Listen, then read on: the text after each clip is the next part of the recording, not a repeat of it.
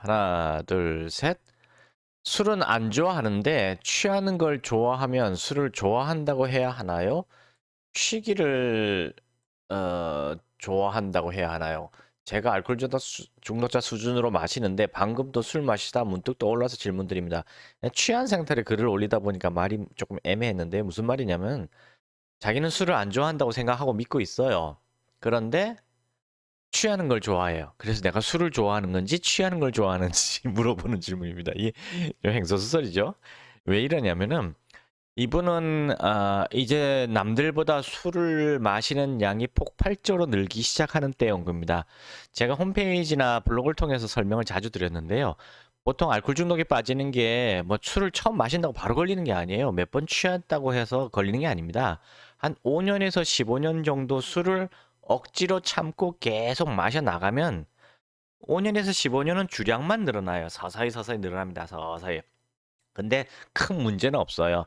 그냥 어느 날 만취해서 좀 쓰러지거나 필름이 좀 끊어지는 정도에서 끝내는 거지 별 문제 나타나지 않아요. 근데 한 5년에서 15년이 지나면 어떻게 되느냐?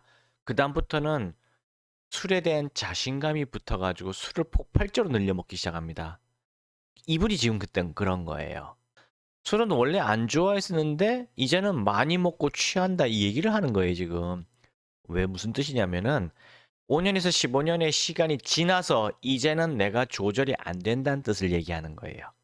이제 알코올 중독이 시작되었다는 얘기입니다. 자기는 근데 알코올 중독자 수준으로 마시는데 이렇게 표현하잖아요. 본인이 알코올 중독인 걸 모르는 거예요.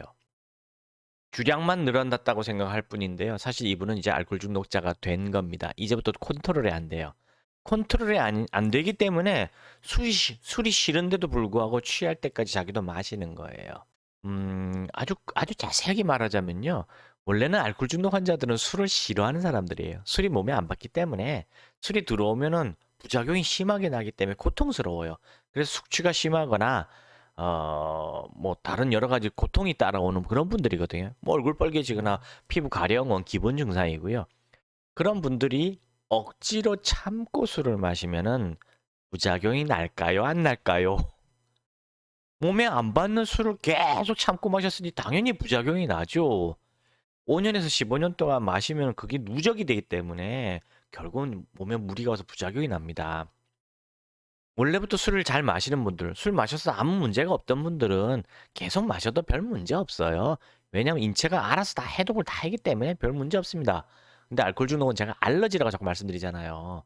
고등어 먹으면 두드러기 나는 사람 있고, 땅콩 먹으면 수위 막히 죽는 사람 있고, 코로나 백신 맞으면 뇌출혈 심장염으로 죽는 사람 있고, 꽃가루 날리면 콧물 눈물 범벅이 되는 사람 있고, 갑각류 먹으면 설사 쫙쫙 하거나 몸이 띵띵 붓는 사람이 있듯이 알코올을 먹으면 뇌가 헷가닥 뒤집어져 가지고 미친 듯이 술 먹고 엉뚱한 짓 하고 다니고 사건 사고를 일으키고 피해 망상에 빠져 있고 불면증 우울증 생기고 하는 사람들이 있단 말이에요.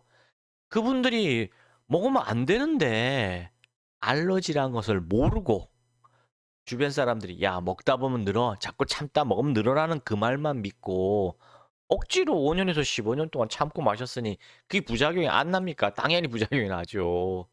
그래서 이분은 그 5년에서 15년의 시간이 지났다는 뜻이에요. 이제부터는 조절이 안 됩니다.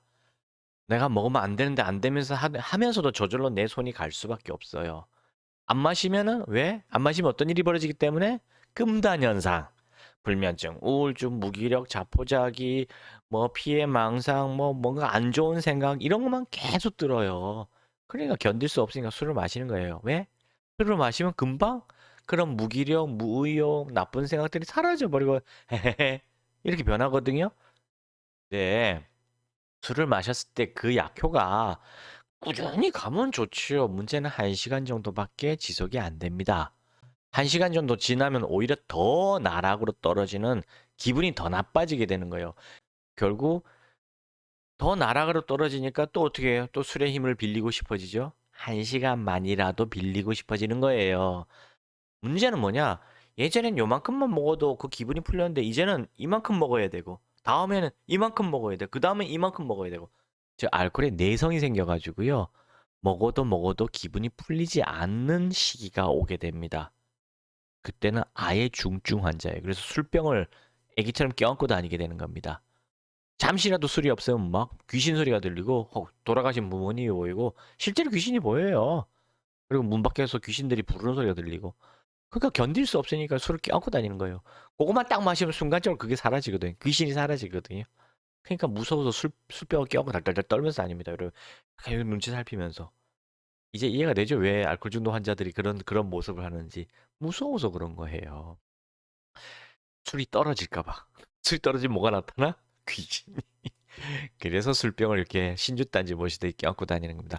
이분은 아직 그 정도는 아니겠지만 이제 첫 단계가 시작된 거예요. 안 마시면 뭐가 나타나? 첫 번째 불면증 우울증이 나타납니다. 사람들은 내가 불면증 우울증 때문에 술을 마시는 거야. 술을 마시면 그게 싹 사라져. 이렇게 말을 하거든요. 그 거짓말입니다. 술을 마셨기 때문에 불면증, 우울증, 무의욕이 나타난 거예요. 술을 마시면 잠깐 한 시간만 잠깐 좋아질 뿐이지 더 나빠지게 됩니다. 지그재그로 더 나빠지게 되는 거예요. 어디서 많이 들은 얘기 아니에요? 마약입니다. 마약. 마약을 먹었을 때 잠깐 좋아지면 약 기운이 떨어지면 더 나쁜 기분이 들어요. 그럼 어떻게 돼? 또 기분 좋아지고 싶어서 또 마약 먹죠? 그럼 조금 더 올라가는데 더 떨어집니다.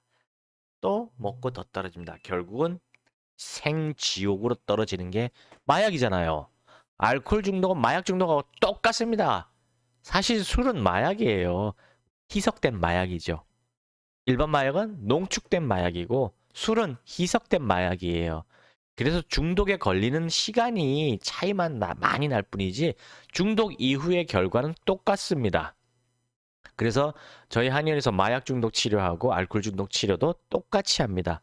결과도 똑같이 좋습니다. 자, 머리 위에 있는 저희 한의원에 연락하셔서 이분도 빨리 치료받으셔야 돼요. 초기에 치료하셔야 됩니다. 시간이 갈수록 알코올 중독은 마약 중독이기 때문에 시간이 갈수록 더 악화됩니다. 그리고 알코올 중독은 치료가 훨씬 어려워요. 왜냐? 마약은 국가가 감시라도 하고 공짜로 치료소도 보내주고 안 된다고 방송에서도 계속 얘기해주고 주변 사람들이 다 말리잖아요. 근데 알코올은 방송에서 매일 더 먹으라 광고하죠. 혼술하라 장려하죠. 그 혼술 장려 정책입니다. 일부러 그러는 거예요. 그리고 술을 많이 마시라고 뭐 공짜로도 먹이기도 하고 뭐 합법이라서 길에서 먹여도 된다 그러고 술 나쁘다는 생각 안 하고 많이 먹어라 박수 쳐주죠. 알코올 중독이 치료하기가 훨씬 어렵습니다. 이분을 알고 계시는 주변의 분들은 빨리 연락하셔서 이분 알코올 중독임을 설명하고요. 시간이 갈수록 저절로 악화되는 병이니까 하루라도 전문가를 찾아서 치료 받으시라고 권하셔야 됩니다. 다시 한 번 말씀드립니다. 머리 위로 연락하셔서 얼른 이분 치료 받으시길 권합니다. 감사합니다.